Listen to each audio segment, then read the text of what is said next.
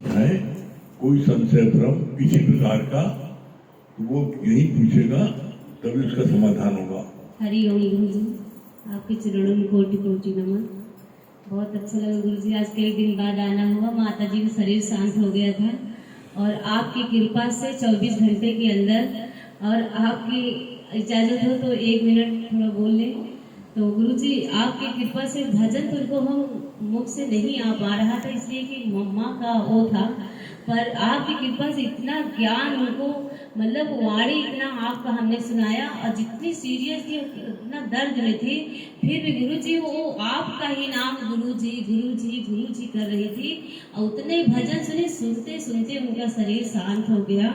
और हमने ये चीज देखा गुरु जी की, किसी को तो नहीं लेकिन अपनी माँ को गुरु जी आपकी कृपा से वो शायद मुक्त हो गई, और आखिरी श्वास तक आपका ही नाम जपती गई हूँ, और वो मुक्त हो गई। शायद 2 बार आ भी चुकी हैं यहाँ पे, और मतलब थोड़ा दर्द तो था लेकिन इतना ज्यादा नहीं लगा कि उनकी मुक्ति हो गई।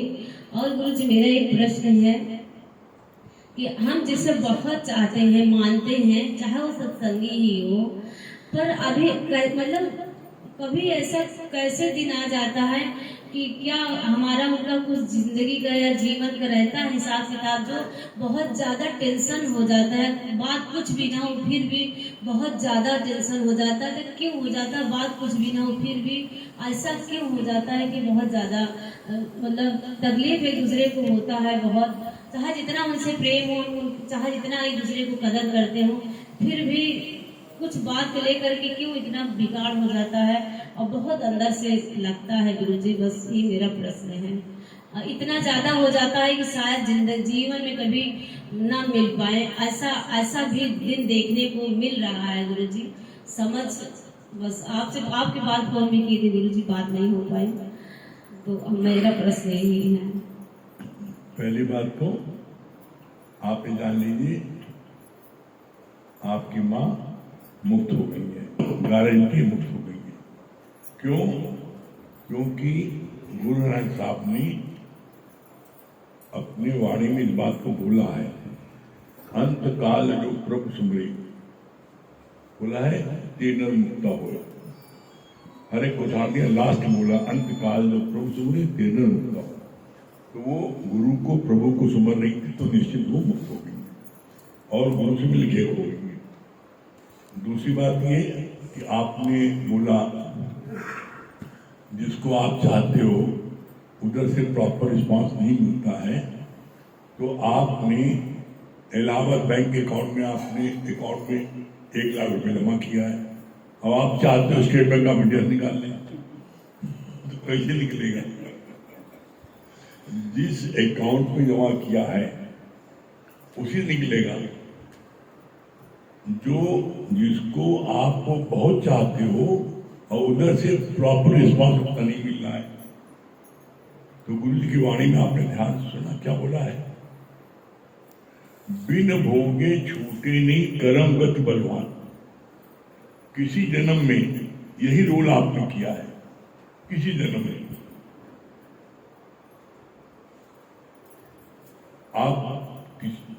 कोई आपको बहुत चाह रहा था और आप उसके हाथे नहीं चल रहे थे, आप दूसरी तरफ जा रही हैं, वही चीज उसके साथ हो रही है अब आप साथ। तो इसमें बुरा मानने की आवश्यकता इसलिए नहीं है, आप अपने को भाग्यशाली समझो। क्यों भाग्यशाली समझो? इसलिए जब तक कर्मों का खाता मिल नहीं हो जाता तब तक मुक्ति नहीं मिलेगी। तो आपके वो कर्म काट रहे हैं, जो आपकी आसक्ति बहुत अधिक है किसी के प्रति, और उधर से आपको रिस्पांस नहीं मिल रहा है उतना, और ये मन में होता है इसे जिंदगी में न बोले न रहे साथ में।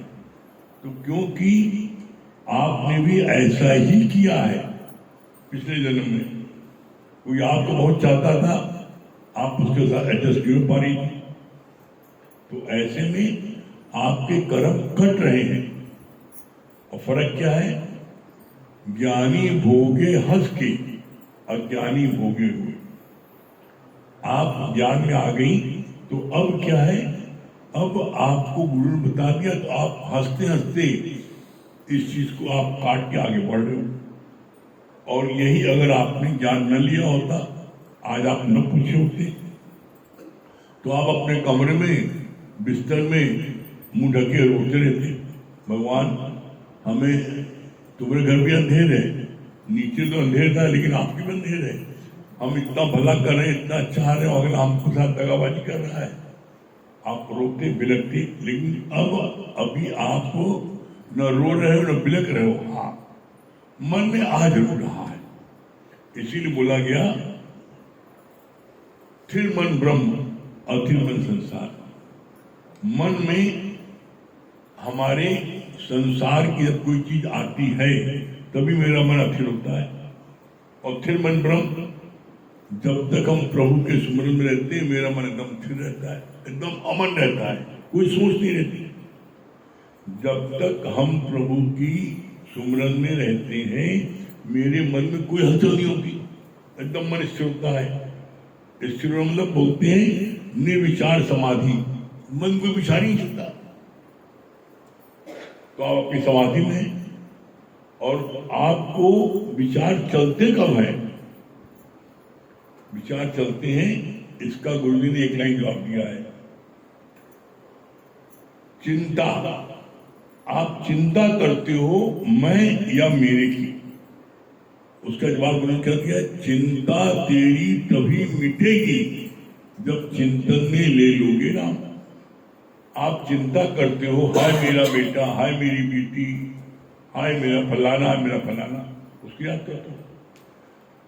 आपके मुताबिक वो उतना रिस्पांस नहीं मिलता उधर से, आपको दुख होता है। तो चिंता किसकी किया तुमने? चिंता किया मैं की या मेरे की? कभी भगवान चिंता की, कभी गुरु चिंता की कि हफ्ते वर्ष नहीं मिले, दर्शन नहीं हुआ, सत्संग नहीं मिला, सत्संग में नहीं आए, तो चिंता की एक बार बेटा ने मिले, पति ने मिले, पत्नी ने मिले, कितनी चिंता हो जाती है। तो इसी बोला चिंता तेरी तभी मिटेगी जब चिंतन में ले लोगे राम। राम मन होता है राम ने क्या कहा, कृष्ण ने क्या कहा।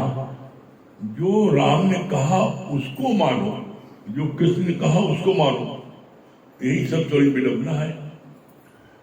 लोग राम को मानते हैं, राम की पूजा करते हैं। लोग कृष्ण को मानते हैं, कृष्ण की पूजा करते हैं, कृष्ण की नहीं मानते। कृष्ण ने गीता में क्या बोला है? कृष्ण ने गीता में क्या बोला है? एको श्याम बहुरूप धरो। आप कहते हो, प्रश्न करते हो, भगवान कृष्ण को क्या जरूरत थी एक सैनिक होने की? क्या जरूरत थी? तो भगवान ने बड़ा अच्छा प्रश्न किया आपसे।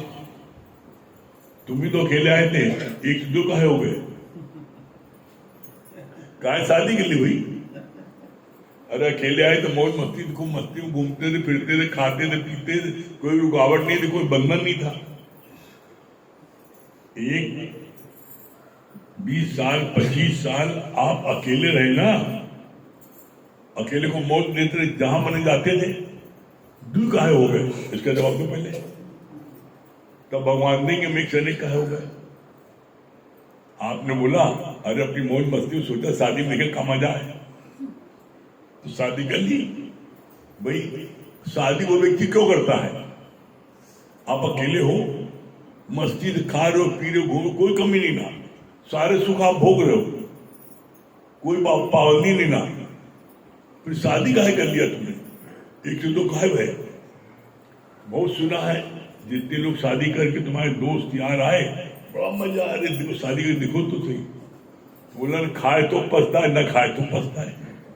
अब इतने लोगों सुन लिया, इतना मजा, इतना मजा, इतना मजा है। और शादी में गया भी अपने दोस्तों यार की, देखा हुआ लोग डांस कर रहे हैं शादी में, दुल्हा को बड़ा बुरा लगता है, बड़ा बड़ा अंदर में खींचता है, ये लोग जबरदस्ती रास्ता रोके जल्दी जाए, जमाल पहना है हमारे, लोग ठुमक ठुमक नाच रहे उसके आगे, कोई घोड़ी आगे नहीं बढ़ने देता। और देखो वही जो शादी में जो घोड़ी आगे खूब नाचते हैं, और वही जो घोड़ी में चढ़ा है, जब मर जाता है तो क्या होता है, लोग जब पीछे हो जाते तुम आगे चल, तू चल मैं आता हूं। कोई घोड़ी आगे रहता है, मुर्दे के आगे कोई रहता है, मुर्दा अकेले रहता है, बोला राम नाम सत्य है। और लोग कहते हैं मुर्दा खाए खाए पिए मस्त, लोग रो रहे हैं, और जो उसमें ज्ञानी है वो बोलता है मुर्दा खा पिए मस्त दोस्ती रो रहे हैं। तो आप बताओ आप किसके लिए रो रहे हो? अपने सुखों के लिए। कितनी सरल सी बात मैंने बोल दी। आप एक से दो क्यों हो गए? भगवान एक से दो हो गए अपनी मौज मस्ती लेने के लिए। और अगर आप इस बारीकी को समझ लो तो आप कभी उलझोगे नहीं। बारीकी क्या है? आप भगवान को क्या बोलते हो? Lord, LORD, Lord. और इसी लॉर्ड, ये लॉर्ड जो है, परमात्मा जो है, ब्रह्म जो है, शक्ति जो है, ये वर्ल्ड में छुपी है। WORLD, world. वर्ल्ड में से वरी निकाल दो, वरी चिंता, W निकाल दो, और जो लॉर्ड है उसको L को आगे कर दो, तो क्या हो गया? W हटा दो और L को आगे कर दो, लॉर्ड हो गया। तो उसी हिडन, उसी वर्ल्ड में लॉर्ड छुपा है। उसी तरीके से वही परमात्मा तुम्हारे अंदर पूरा पूरा है। और तुम समझते हो मैं फलानी हूं, मैं फलाना हूं, मैं फलाने की पत्नी हूं, मैं फलाने की बेटा हूं, मैं फलाने की बेटी हूं। ये जो मैं फलाने की बेटी हूं, मैं फलाने की पत्नी हूं, मैं फलाने का पिता हूं, यही जो है ये है अंतःकरण। यही अंतःकरण में बसा है। मैं फलाने की पत्नी हूं, मैं फलाने की बेटी हूं, मैं फलाने की माँ हूं। ये अंतःकरण, अंतःकरण उपाधि के कारण ब्रह्म जीव कहलाता। तुम हो ब्रह्म। अंतःकरण में तुम्हारे पड़ा है कि मैं फलाने की पत्नी हूं, मैं फलाने की बेटी हूं, मैं फलाने की माँ हूं, पड़ा है। अंतःकरण में पड़ा है। परमात्मा होते हुए आप ब्रह्म होते हुए आप जीव कहला रहे हो। क्यों? अंतःकरण उपाधि। उपाधि क्या है? मान लिया हमने, हम फलाने के बेटा हैं, हम फलाने के पति हैं, हम फलाने के पिता हैं, मान लिया हमने। इसीलिए बोला गया है W वरी हटाओ, W हटा दो, वरी हटा दो, आप लॉर्ड हो, परमात्मा हो। इसीलिए दादा भगवान ने बार बार बोला यू आर ऑलरेडी गॉड। तुम पहले से भगवान हो। तुमको हम नमक मिर्च लगा करके भगवान बनाएंगे नहीं। इसी उसको जिसको बोलते हैं खोज, खोजी हुई तुरंत मिल जाए एक पल की तलाश में। हम ये खोज करने को आते हैं सत्संग में। और ये खोज कैसे होती है? जब हम रोज खोज करते हैं भगवान कहाँ है, भगवान कहाँ है, तो हम गुरु से न पूछ करके अपनी बुद्धि के द्वारा भगवान को जानना चाहते हैं। और इसीलिए हम वैष्णो देवी जाते हैं, मैया देवी जाते हैं, फलाई देवी जाते हैं। अरे तुम भगवान को वहां ढूंढने नहीं गए, बल्कि तुम भगवान से और उतनी दूर हो गए। भाई तुम पहले तो भगवान हो, और भगवान को ढूंढने तुम गए, कश्मीर गए, तो तुम यहां से कश्मीर गए 2000 किलोमीटर, 2000 किलोमीटर तो भगवान दूर हो गए। कैसे? जैसे अभी आप यहाँ पर, अभी यहाँ पर आप गुलाटी मार्ग में यहाँ पर हो सत्संग हॉल में, और आप कहो हमें सत्संग हॉल को गुलाटी मार्ग जाना है, और यहाँ से चले जाओ फाफा मो, तो आप यहाँ से 10 किलोमीटर दूर चले गए ना। आप यहीं पर बुलंद खोजी हुए तुरंत मिल जाए एक पल की तलाश में। खोज करो ना। और बिना खोज करे आज तक दुनिया में किसी आविष्कार कुछ नहीं हुआ है। आविष्कार जितनी चीजों को हुआ है उसका उन्होंने खोज की है, रिसर्च किया है। चाहे बत्ती आप जल रही है, इसकी खोज की है। चाहे पेट्रोल की है, पेट्रोल के लिए कितना लोग तरसते थे, लेकिन जब खोज हुई पता लगा समुद्र से पेट्रोल निकल रहा है, तो जितने चाहे निकाल लो।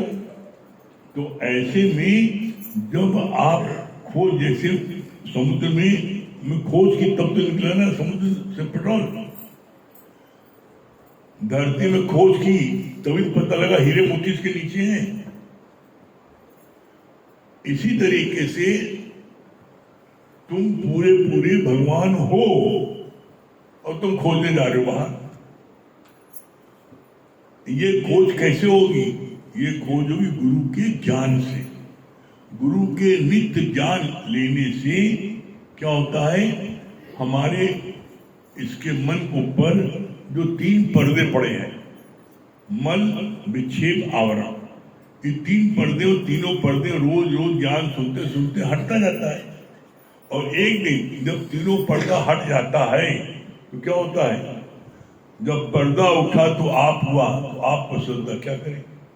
जब पर्दा उठा, शीशे के आगे पर्दे पड़े 3 और तीनों पर्दे हट गए, तो आपने शीशे में अपने आप को देखा, अरे तो मैं हूं। तो आपको शीशे में देखने में क्या, उसको शीशे में हाथ जोड़ते प्रणाम करते हो, अपने को देख के मुस्कुराते, वाह क्या बढ़िया खूबसूरत चेहरा है, बालों ने सेट करने लगते हो, शीशे में 4 बार देखते हो अपने को। तो आपको उसमें खुशी मिलती है ना जब आप अपने देखते हो।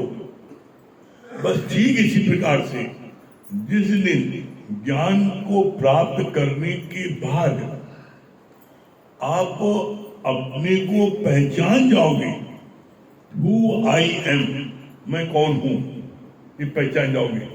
और जब पहचान जाओगे और जब तुम्हें फिर अंदर से फीलिंग होगी आई एम दैट, जैसे दादा भगवान ने बोला, क्या बोला, I feel my self God निराकार ब्रह्म। उन्होंने कहा मैं महसूस करता हूं कि मैं वो निराकार ब्रह्म हूं, ये बोला। और ये फील आप कब करोगे? पहली बात चलिए, फिर बात यही फॉर्मूला है, कब होगी? जब आपके 5 विकार, काम क्रोध लोभ मोह अहंकार, 5 विषय, शब्द स्पर्श रूप रस गंध, और फिर 6 राग द्वेष ईर्षा जलन सड़न कुढ़न, ये 16 चीजें जब पूरी मन से निकल जाएंगी, ठीक उसी पल आपके अंदर से परमात्मा प्रकट हो जाएगा। जैसे सूर्य दर्पण आगे साफ साफ दिखता है, वैसे ही आपको परमात्मा का एहसास होगा। कब होगा? जब ये निकल जाएगा। आप कहो विकार विषय राग द्वेष रहते हुए परमात्मा दिखे, संभव नहीं है। ज्ञान को अच्छे समझो, फिर में आप कहेंगे यहाँ इस दर पर किसी की बपौती नहीं है कि ये ज्ञान अगर बाबा को मिला है तो पोते को मिलेगा, पोते में बिटवा मिलेगा, फलानी। यहाँ पर जो इस ज्ञान में मेहनत करेगा अपने साथ, उसी के अंदर से परमात्मा प्रकट होगा। दादा ने क्या बोला? मंगन हुआ तो खुद खुदा हुआ। मंगन मरे खुदा तुम हो जाओगे, गुरु मरेगा खुदा तुम हो जाओगे, मरना पड़ेगा। जिस दिन तुम अपने को मान लोगे, अहंकार मान लोगे, उसी दिन तुम खुदा हो जाओगे और तुम्हारे खुदा प्रकट हो जाएगा और इसका एहसास आप करोगे। फील, जैसे दादा भगवान ने फील किया, कहा I feel my self God निराकार ब्रह्म, फील किया, आप भी फील करोगे। अभी आप फील करते हो ना, माँ के किसी भी लेडीज के शादी होने पर जब बच्चा घर में आ जाता है तो फील करती ना, मेरे घर में बच्चा आ गया, फील करती है। तो इसी तरीके से तुम फील करोगे भगवान मेरे अंदर आ गया और भगवान पूरा प्रकट हो जाएगा। कब प्रकट होगा? जब आप गुरु की शरण में रहोगे। इसी लाइन आई है ये, मत कोई भूले भरम संसार, गुरु बिन कोई ना उतरे भव पार। बिना गुरु के कोई भव पार नहीं उतर सकता। तो इसलिए आप अगर प्रयत्न करोगे, बोला नहीं कोई भी दुनिया में कार्य असंभव नहीं है, सब कार्य संभव है जब किया इरादा पक्का। तो हर कार्य संभव है, आप इरादा पक्का कर लो, आपके कदमों में जन्नत है। करके देखो, न मिले तब कहना।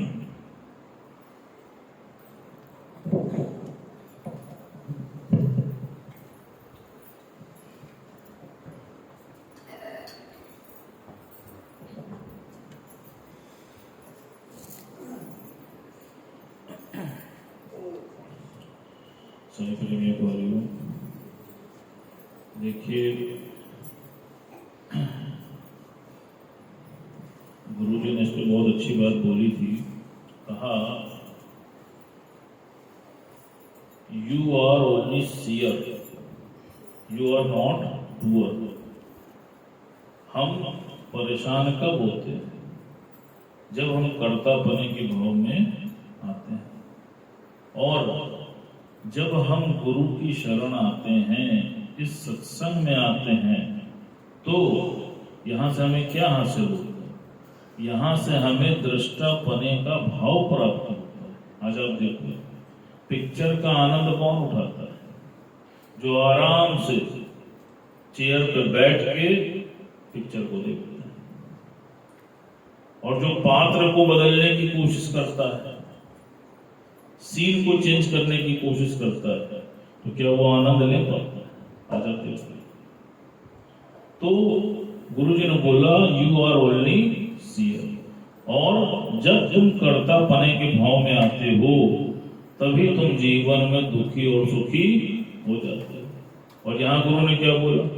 The aim of life is peace of mind. आज आप देख लीजिए, दुनिया के जितने भी कर्म हैं, यहाँ जितने भी बैठे हैं, ना धन कमाने के बाद मन को शांति मिली, ना संतान पैदा करने के बाद मन को शांति मिली, ना मकान दुकान बनाने के बाद शांति मिली, और ना मित्र यार के साथ बैठने के बाद मन को शांति मिली।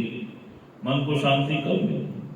जब मन को प्रभु की शरण लगा दिया, भगवान का मार्ग दिखा दिया। आज आप देखो, कोई एक छोटा बच्चा होता है, और जब वो उखड़ जाता है, बिलक बिलक के रोने लगता है, तो तुम उसको लाल टॉफी दो, चॉकलेट दो, वो शांत नहीं होता। लेकिन जब अपनी माँ की गोद में आता है, तो एक पल में शांत हो जाता है। कहा इसी प्रकार तुमको भी जीवन में चाहे जितने सांसारिक पदार्थ प्राप्त कर लो, तृप्ति नहीं आने वाली। कब आएगी? जब तुमको परमात्मा की गोद मिल जाएगी। जैसे अभी माँ के गर्भ की बात हुई, तो आप सोचो, अगर आपके पेट में गैस बन जाती है और पेट फूल जाता है, तो कितनी तकलीफ हो जाती है। और वो माँ अपने गर्भ में 9 महीने बच्चे को धारण किए रहते, और जब वो धरती पे आता है, और जब माँ की नाड़ी से उसकी नाड़ी को काटा जाता है, तो सबसे पहले वो बच्चा बाबा या दादी को दिया जाता है, उसको उनकी गोद मिल जाती है। लेकिन कब मिलती है? जब माँ से उसकी नाड़ी को काटते हैं। गुरुजी ने बहुत सुंदर बोला, कहा इसी प्रकार जब तुम जगत से अपनी नाड़ी को काटोगे, तभी तो परमात्मा की गोद को पाओगे।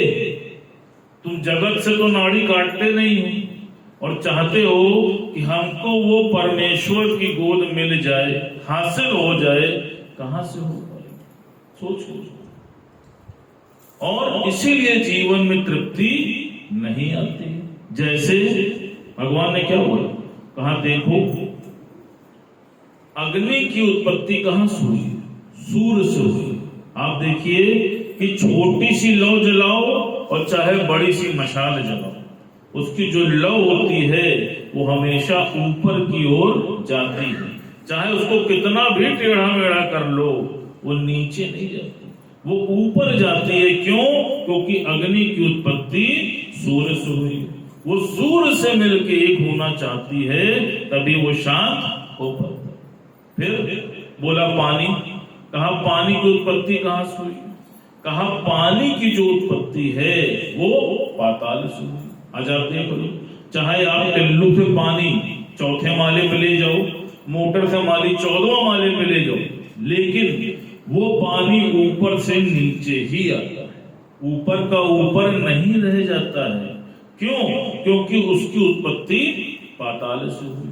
जब वो पाताल से मिलता है तब जाके पानी शांत हो पाता है। कहा ठीक इसी प्रकार तुम्हारी उत्पत्ति कहां से हुई? तुम्हारी उत्पत्ति परमात्मा से हुई। जब तुम्हारा मन परमात्मा के सुमिरन में, चिंतन में लग जाता है निरंतर, तब जाके तुम्हारा मन शांत हो जाता है। आज आप देखो, वरना दुनिया की कोई वस्तु, कोई पदार्थ भी तुम प्राप्त कर लेना, तुमको कभी भी जीवन में संतोष और आनंद नहीं आएगा। गुरुजी ने बोला, कहा समुद्र पर्यंत धन भी तुमको मिल जाए तो भी तुमको तृप्ति का एहसास नहीं हो पाएगा। आज आप देख लीजिए, जो लोग सत्संग से जुड़ गए हैं, आज उनको जीवन में तृप्ति आ गई है कि नहीं, भरपूरता आ गई है कि नहीं? जिसके पास जितना है वो कह रहा बहुत है, बहुत दिया है देने वाले ने, आंचल ही ना समाए तो क्या किया? आज आप बताओ, कोई दुनिया का एक आदमी ला के दिखा दो, बड़े से बड़ा रईस, जो कहे नहीं भैया अब हमको धन कमाने की इच्छा नहीं है, बल्कि उसकी इच्छा और प्रबल हो गई है। भगवान ने बोला, कहा अग्नि में घी डालने के समान है। और तृप्ति कब हुई? जब परमात्मा की शरण हम आ गए। आज आप लेकिन हुई किसको? जो उसकी शरण आ गया, जो नहीं आया उसको नहीं हुई। कहा देखो गंगा बह रही है लेकिन डुबकी कौन लगाता है? आप बताओ, मूर्ति बनी पड़ी है लेकिन दर्शन करने कौन जाता है?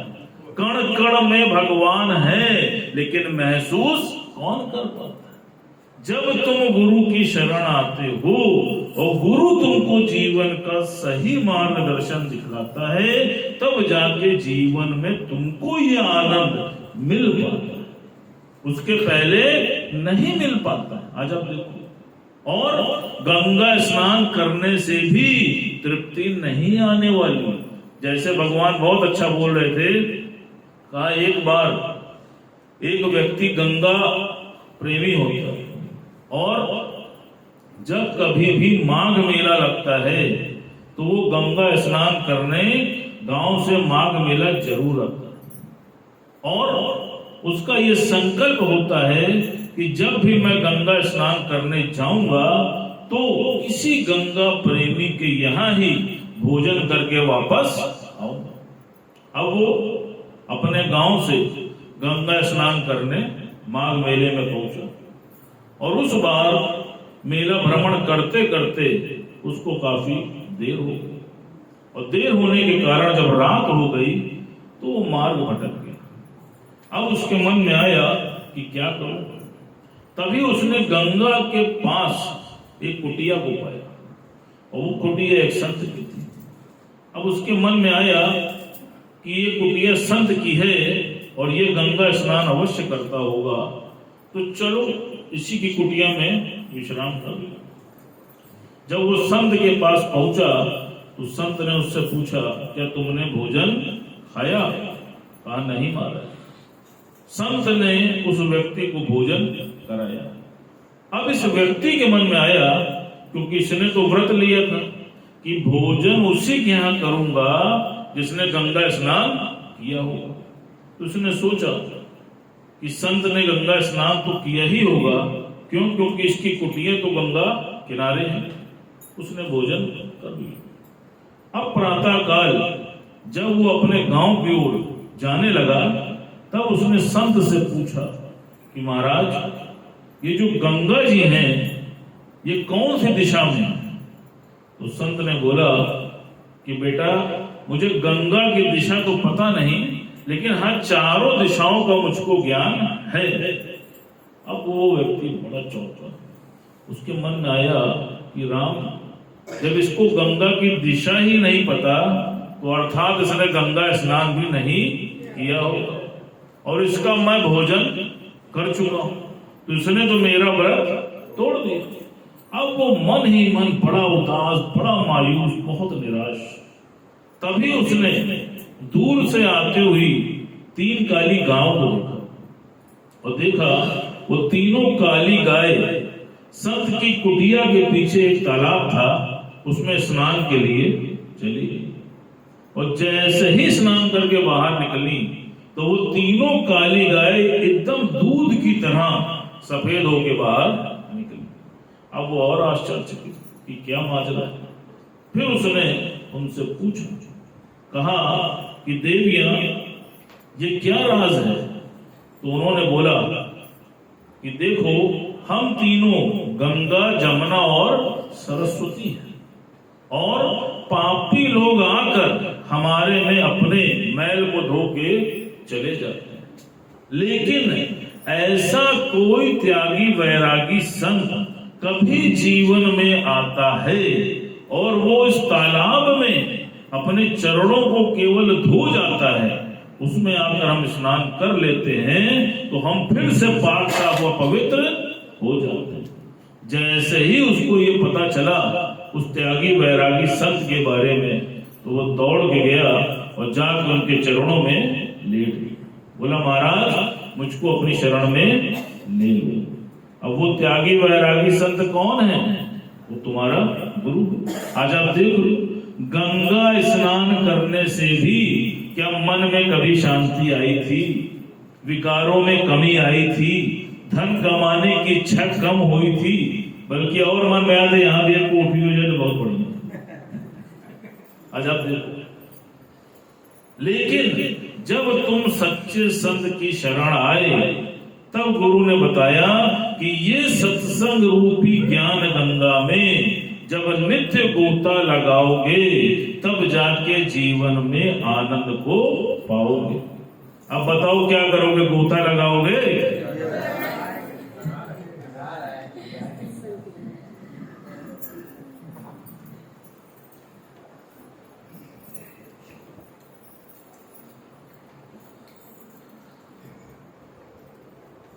सभी प्रेमियों को हरिओम राम राम।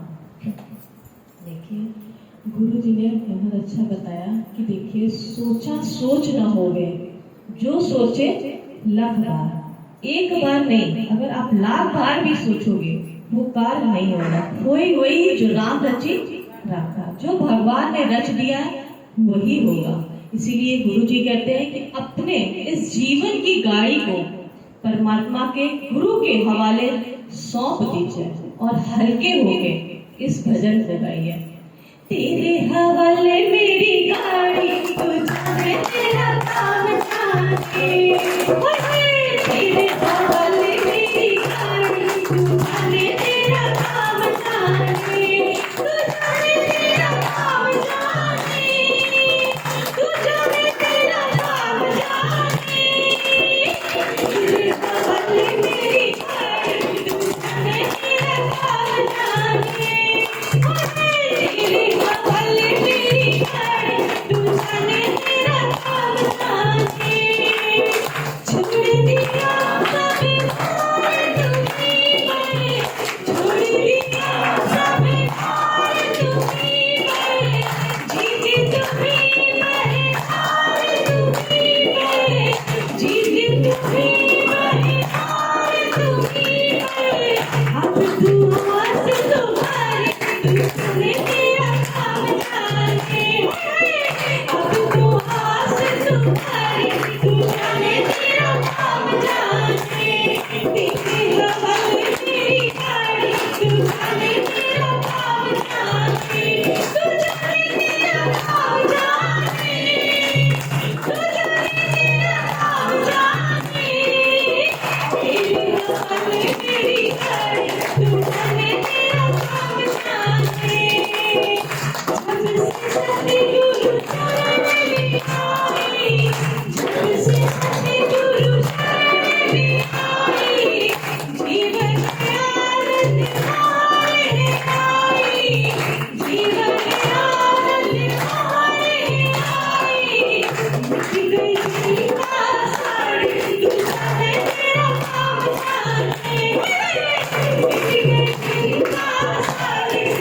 जाने तेरा काम जाने तेरे हवाले मेरी गाड़ी तू जाने तेरा काम जाने तेरे हवाले मेरी गाड़ी तू जाने तेरा काम जाने तू जाने तेरा काम जाने तू जाने तेरा काम जाने तेरी हवाले मेरी गाड़ी तू जाने तेरा काम जाने दिल में बस गया दिल वाली प्यारा दिल में बस गया दिल वाली प्यारा भर दूंगा भर दूंगा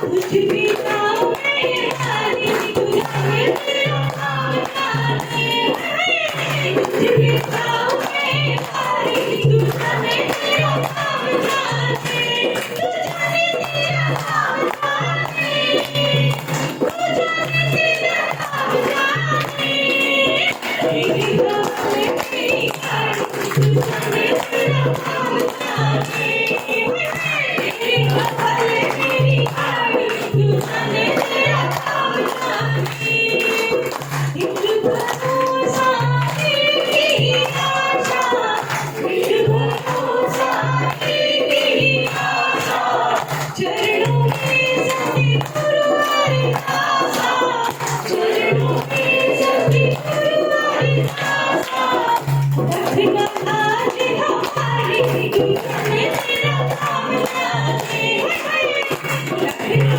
आज हमारी तू जाने तेरा काम जाने तू जाने तेरा काम जाने तू जाने तेरा काम जाने तेरे हवाले मेरी गाड़ी तू जाने तेरा काम जाने तू जाने तेरा काम जाने आँखों के रस्ते तू दिल में आया आँखों के रस्ते तू दिल में आया रूह में नसे नसे में समाया रूह में नसे नसे में समाया तुम संगीत की मुरारी तू जाने तेरा काम जाने तुम संगीत की मुरारी तू जाने तेरा काम जाने तू जाने तेरा काम जाने तू जाने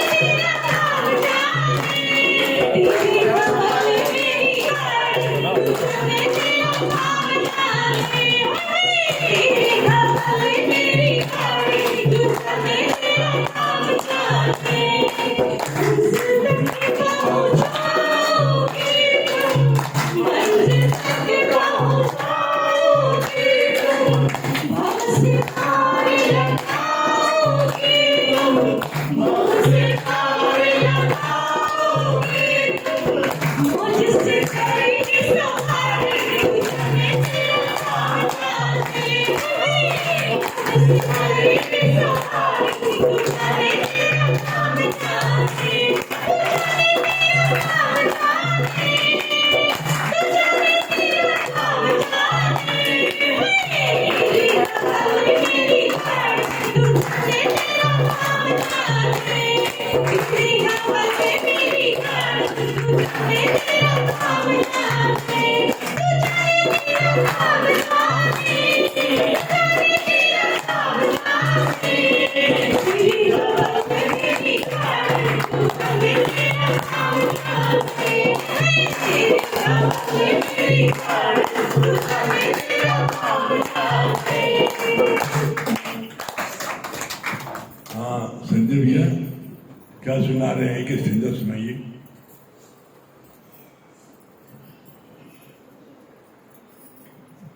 अरे गुरु का प्रेजेंस बहुत जरूरी है। जैसे अमित भैया ने बताया कि गंगा नहाने से तो मुक्ति और मन की शांति नहीं मिलती, ऐसी भी परिस्थितियाँ आती हैं उस समय सिर्फ एक ही सहारा होता है, या परमात्मा की या गुरु की। एक छोटा सा गुरु का नाम लेते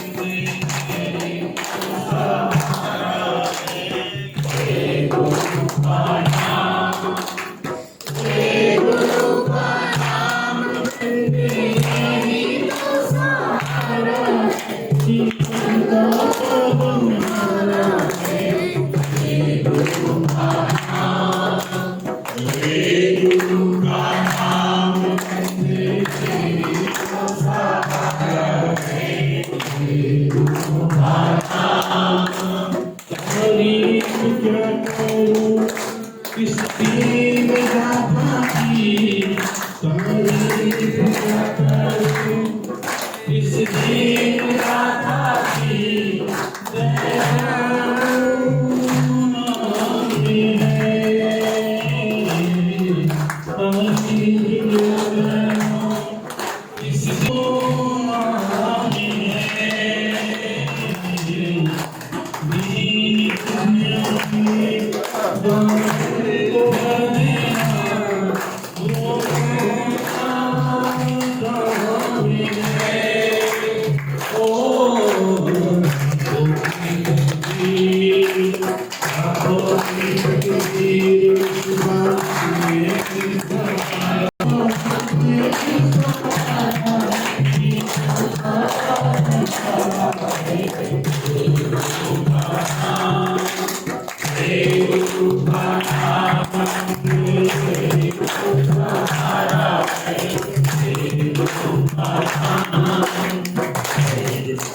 सूर्य क्या बता रहे हैं?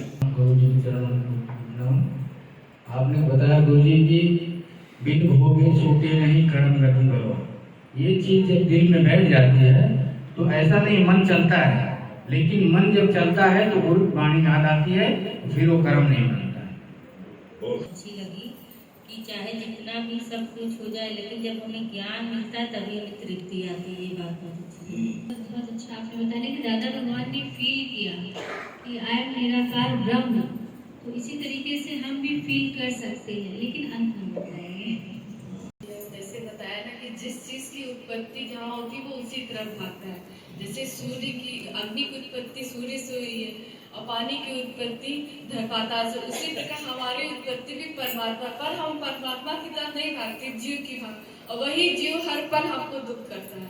और जब दुख होते तब हमें परमात्मा के आते, इसलिए जीते जी अपने आप को परमात्मा को सौंप दो। सच में गुरु जी ये फील किया कि जब खुद को परमात्मा मिला तो साक्षात परमात्मा का ही फोन आया है। पहचान सके तो पहचान, घटे घटे में छिपा है परमात्मा। पहचान सके तो पहचान, घटे घटे में छिपा है परमात्मा। की वासनी में ठंडा की चांदनी में तारों की झिलमिल छाया, पर्वत गुफाओं में तेरी छाया, पर्वत गुफाओं में नदियों और नालों में सब में तेरी छाया, मिला सृष्टि को है परिधान, मिला सृष्टि को है परिधान, बड़े बड़े छुपा